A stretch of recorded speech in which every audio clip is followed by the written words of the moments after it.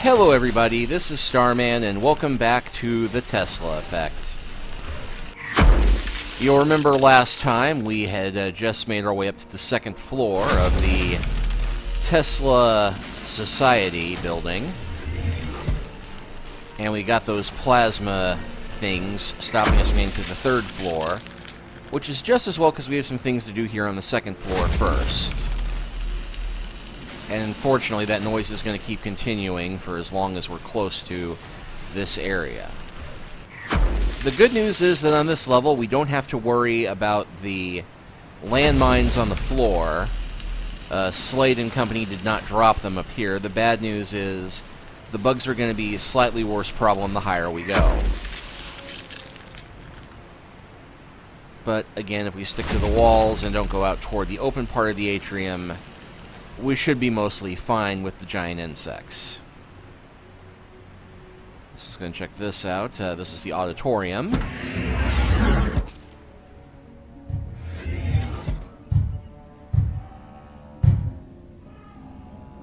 Well, either there are cannibal Morlocks in the next room over pounding on the door trying to get through, or there's teenagers in the movie theater next door.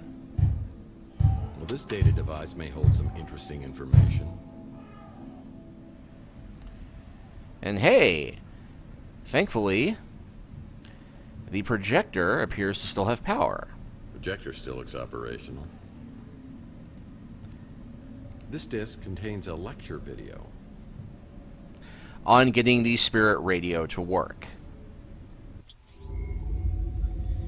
We would like to share the results of a special study we conducted into the potential increase of seismic activity, resulting directly from the artificial augmentation of electromagnetic georesonance, a direct result of amplifying the effectiveness of Tesla's apparatus for transmitting electromagnetic energy. What Johansson continually fails to understand, or perhaps even ignore, is the fact that based on simulations we have run, if the tower proves to be as effective as estimated, the results have the potential to be catastrophic on a global scale. If we were to amplify the output to levels which Johansson is determined to achieve, combining our results with Tesla's own findings from his New York experiment in 1898, we may very well be responsible for causing seismic activity that could shatter our planet into pieces. So, just to make the consequences of our failure completely obvious, if we don't stop the translator from getting a hold of the stuff we're looking for and using it improperly, world goes boom. So Tex Murphy must save the world. Again.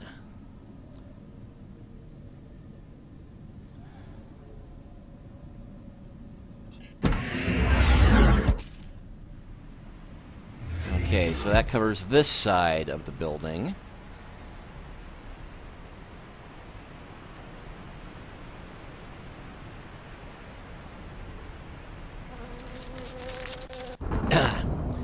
And the insect got us. Control, Alt, deleted. Which is vexing because I managed to get through my last playthrough of this without the insect getting me.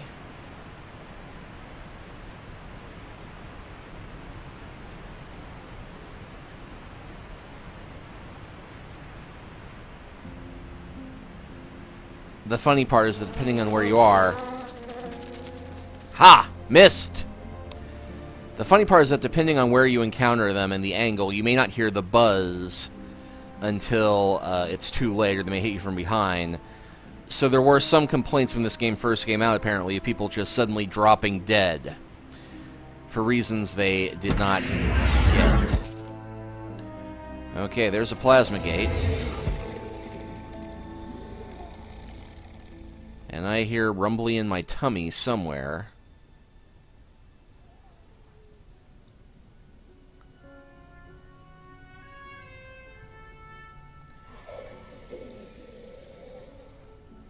Now, one thing I will say is that in this area, they don't have a ton of drawers you have to dig through looking for something useful. If there's a drawer with something useful in it, it'll be open already. So, doesn't look like there's anything useful in here. And a whole lot of spider webbing on this. I mean, that looks like actual spider webbing, not cobwebs. Well, cubicles, busted computers, and bookshelves. Not much to help me out here. This vent is huge. It could take me to other parts of the building, but the screws are rusted tight.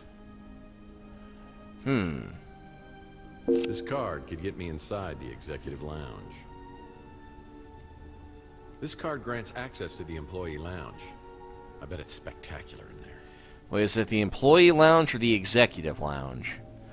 Well, either way, we're going to have to come back here to... because obviously there's going to be some area that will be sealed off that we have to get into through the grates. At least we're not having to pilot a drone this time.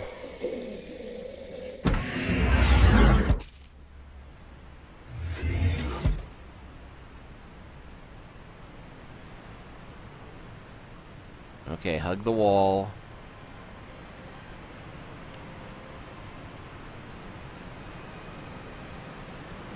And yeah, this will have auditorium, management offices, Titan reactor core, and the executive VIP lounge. It's a battery. Yeah, and... well, as you can see, the control panel for this door is smashed even though it's powered. So we'll have to use that grate next door to get in there.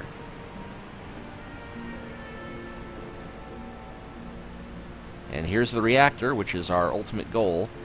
Kevin Maltby, Project Director Manager. This needs a battery. Let's look at the battery. It's a Tesla battery. Alright, well. It's a facial scanner that grants access into the Titan reactor. I'll need to trick it into believing I'm in upper management.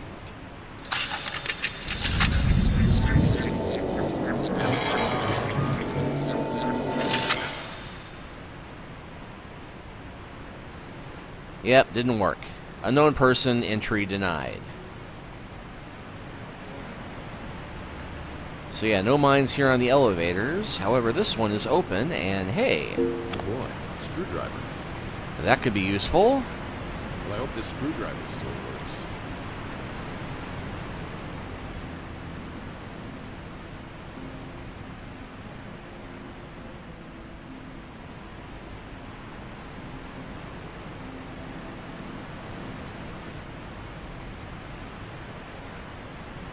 Well, there's no card reader at this door. I'll have to find another way around. Which means, of course, the other.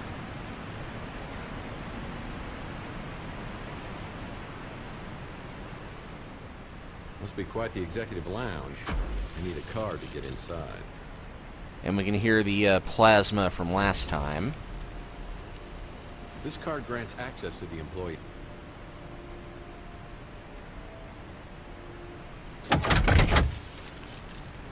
Just a quick little comment here. I never commented on this in this particular game, but the music is quite amazing, and I just love the little undercurrent music here. It reminds me of Batman the Animated Series, oddly enough. But alright. And we've got company. Well, looks like things got pretty rambunctious here in the rec room. That Morlock looks to be blind, but I bet his hearing's still pretty good. I need to be quiet at all costs. Yeah, which means you'll note that there's all of this paper rubbish, all of this easily knocked over furniture, bottles, etc. So, despite how completely intuitive it is, we need to walk right past this guy and not take the far route around, because that's the only way past him. And why do we need to get past him, you ask? Well, because we need a soda. Red Bolt? That stuff will take the enamel right off your teeth. And this vending machine still accepts change. Hey, I just happen to have some change. Ah, delicious Red Bolt. This stuff strips the enamel right off your teeth. And in case you're wondering why on earth we need this...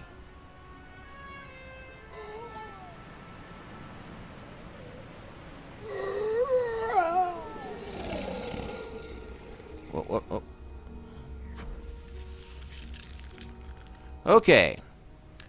Not getting ripped apart by angry cannibal. Not yet, anyway. So we now have a delicious red bolt. We now have a screwdriver. We can go strip the corrosion off of that grate and unscrew the bolts. And follow it through to the other area, where we can hopefully find something that'll help us get past the facial recognition scanner.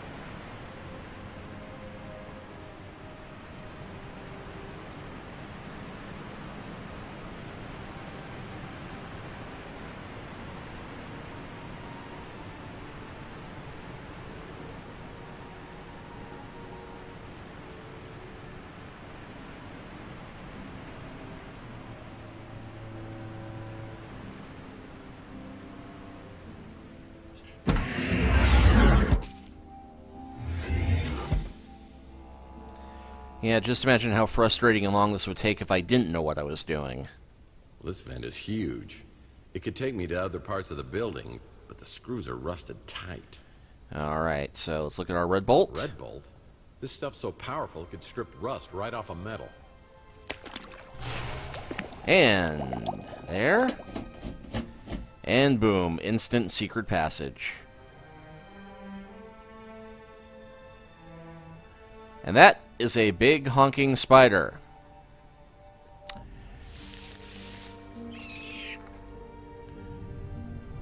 Which seems to be heading... Oh boy. And yes, for no apparent reason... Is that a spider the size of a wolverine that just entered that room? Oh boy. So yes, for no apparent reason, there is a maze here. Maze of cubicles, and we have to get through it while avoiding the big honking spider.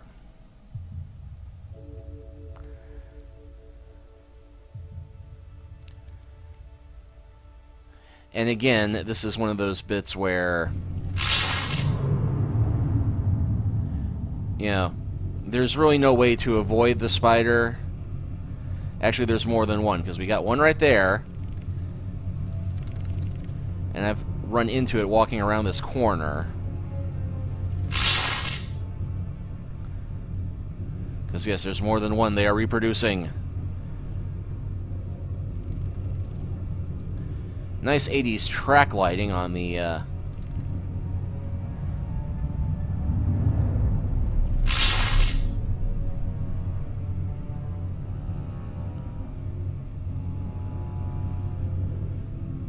Okay. So there's office 205.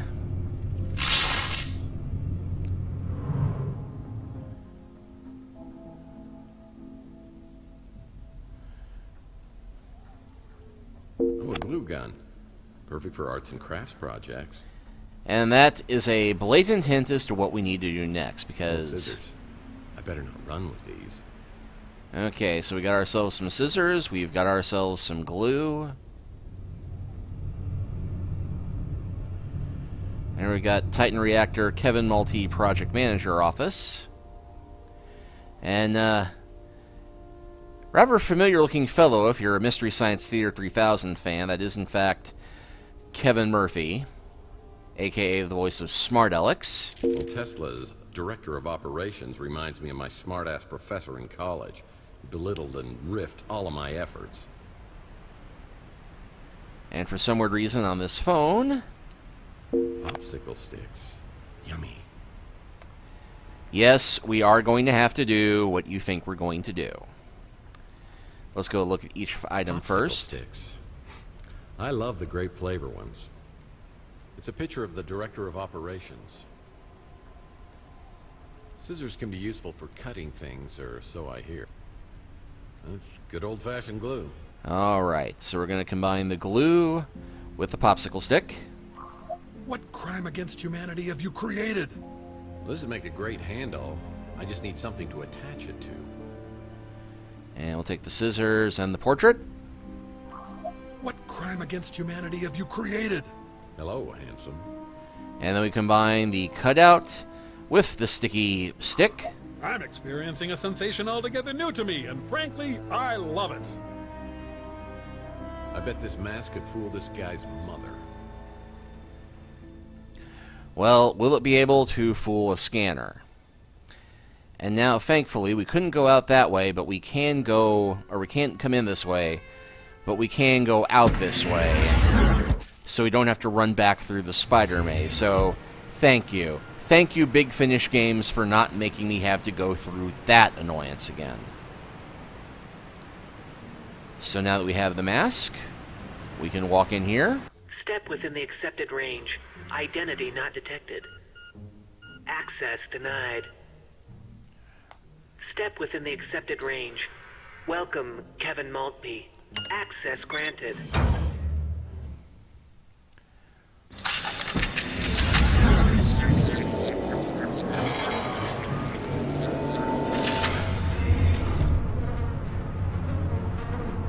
And yep, we'll have to deal with more plasma down this hallway, but thankfully only on the way out. And behold, reactor room. Welcome to the Titan reactor. Somewhere in here is the key to restoring power to this facility. And yeah, we have 2 elevators. I need to restore power to the elevator if I want to travel to different levels in the Titan reactor.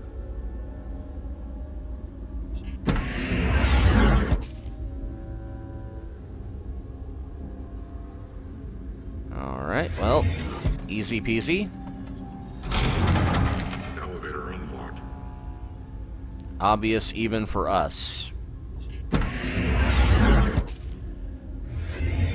So now that the elevators are working, we can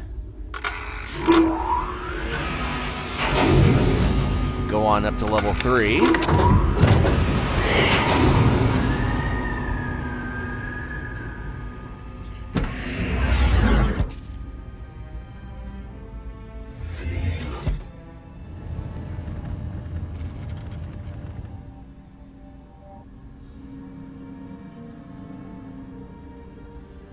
And again, lots of space to look around, but nothing that really concerns us except... Mike and Ike Hammer. Angels with chocolate smudges. So that would be 3 of the 4 last comics that we need.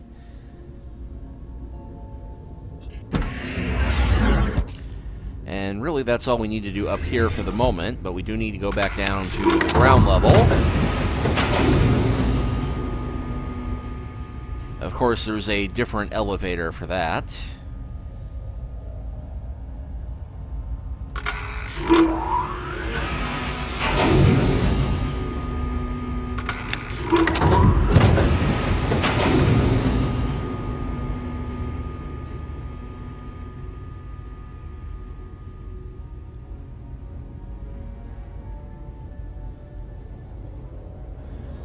And we have ourselves another little puzzle here.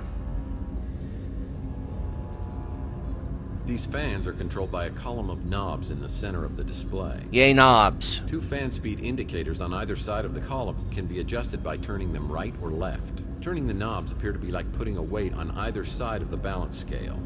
Both dial indicators must land on 100% and not exceed it to repair it. Okay, so basically this is another trial and error puzzle.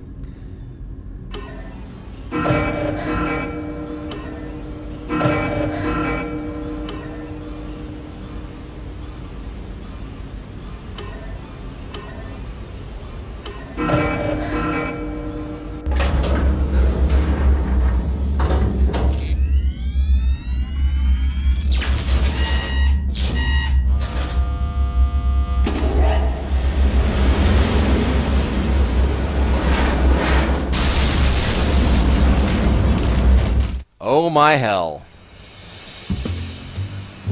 And yes, that brings us to day 9. Yeah, we've been in here a whole day. But day 9 is called Journey into Darkness. Or...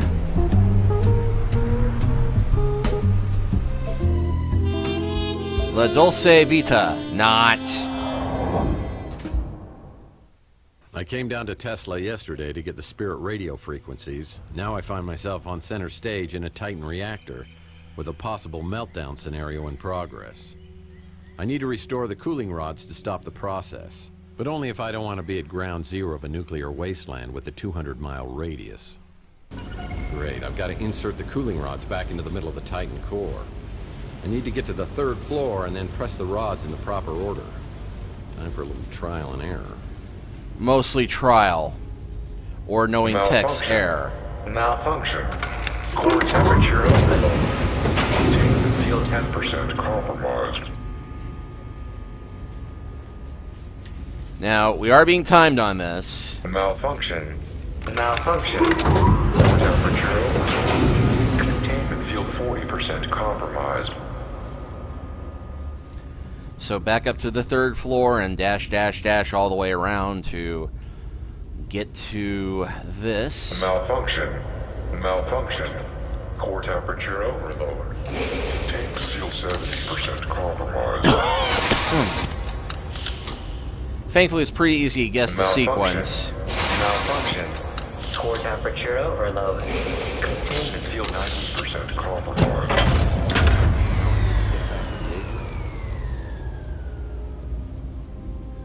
And as Tech said, glad that's over, now I need to get back to the atrium, because that did restore the power and safely restore it, and, you know, we could try walking back through the tunnel on the 2nd floor and have to dodge the plasma bolts and go through this whole thing where we run through the tunnel and duck in the one entranceway and duck in the other entranceway and wait for it to pass. But you know what? Well, heck, they did disable the fast travel option from here. So we do have to do that. Darn, and here I thought I was actually going to be clever. Because that fast travel option is going to save us some grief in the bit that comes up next. Unfortunately, it won't help us here. At least we don't have to worry about it for the first part.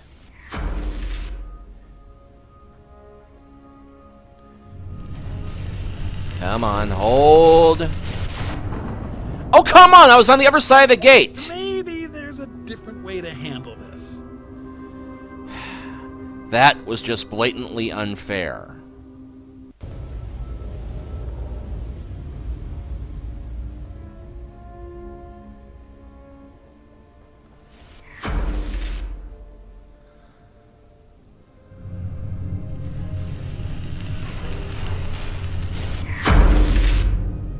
Okay, run for it to this gate.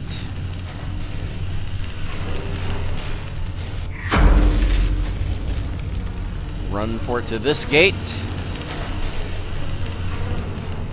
Run for it to the next gate. Ah. Even in death, you I was behind it!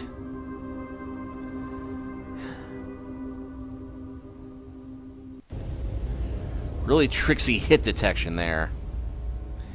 Okay, I swear the game is trying to spite me because I tried getting sneaksy on it.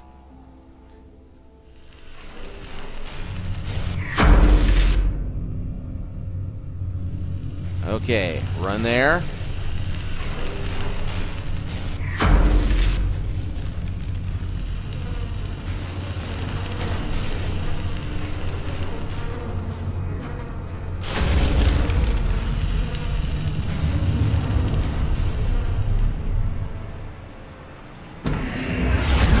Get to the communication center on level 3.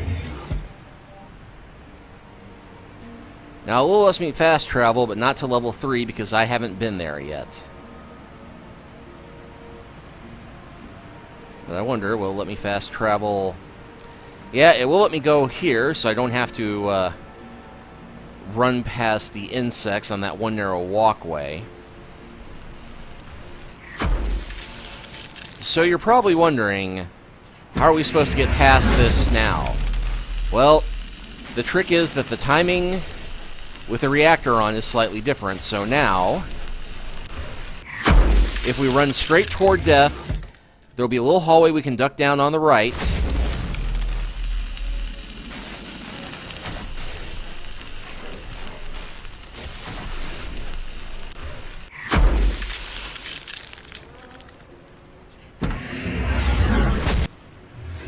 So here we are on the 3rd floor.